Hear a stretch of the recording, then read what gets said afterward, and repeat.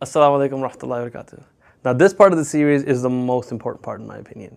We reached out to our families that had been touched by special needs, and they responded by giving us a list of reasons why they believe either themselves or their children are not getting married. These are the very important topics that we need to address, and I'm going to try to address each one of these individually in the next coming episodes.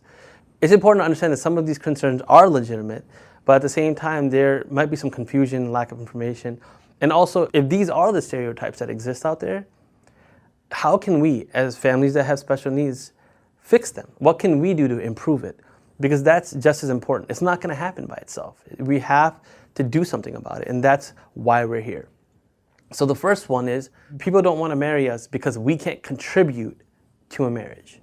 And usually that is tied to money, making money. People are worried that a guy is not able to go and work and make money, earn money for their family. Now, does that mean only men can earn money for their family? Absolutely not. And for our sisters, it typically means they can't take care of the home, something we talked about earlier, where they can't clean and they can't cook and they can't take care of the family. These rules, where did they come from? Right? That's the first thing we need to understand. Are these hard and fast rules that cannot change? Absolutely not.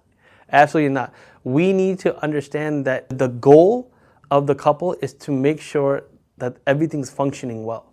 So in some cases, maybe the sister will go work and the brother will stay home and take care of the family. Who cares? This is what we do because it's the best thing for our family.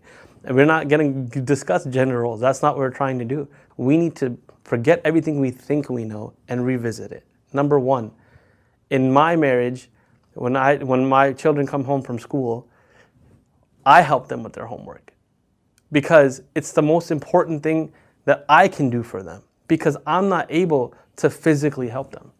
Now people will say, well, you help your kid with the homework. Isn't that something that the wife is supposed to do? Absolutely not. Because I care about my children and I want them to succeed, and I understand that my wife is busy with so many other things.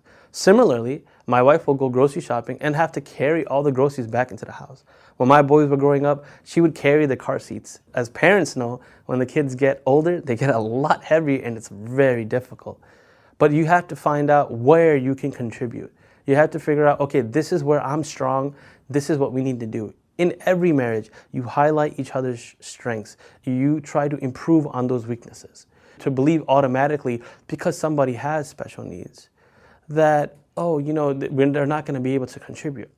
That's something that needs to be discussed early on, and everybody has to be willing to put in their part. What you do best, you need to recognize it. So if you're someone that has special needs, recognize what you can do, how you can contribute, and highlight that. Make sure that is something that you highlight about yourself, that, you know, I can bring this to the table. If you are at a discussion for a proposal, mention it. Say, I know you're probably afraid that I'm not going to be able to do X, Y, and Z, but what I can do is A, B, and C. It's very important to do that. Don't get hung up on what you can't do. Let them realize what you can do. It's very important. And the other thing is that if people that are looking to get married are afraid, how are they going to contribute? All the work is going to go one way. Be open about it. Talk about it. What can you do? You can mention, maybe I can get assistance from the state. We don't have to do a bunch of these different things. Other options are there. Now, it's our job to tear down stereotypes. We're not bragging. We're not bragging. It's important for us to help people understand the truth. We can't sit quietly, and it's not wrong to tell them what you've accomplished. As Muslim men and women, we all understand none of us deserve what we have. It's a mercy from Allah subhanahu wa ta'ala. All the blessings that we have is from Allah subhanahu wa ta'ala. It doesn't matter if you have special needs or not.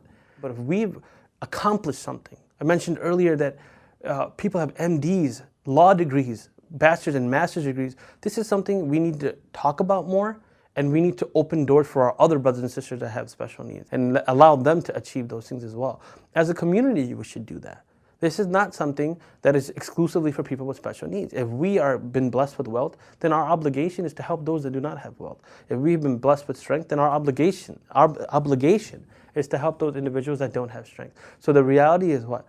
We need to shatter all the stereotypes. Don't believe that just because you have special needs, you can't do anything. Highlight what you can do. And if you're someone that is unsure how this man that has special needs can help my daughter when they get married, or how my daughter can help this guy after they get married, if you are unsure,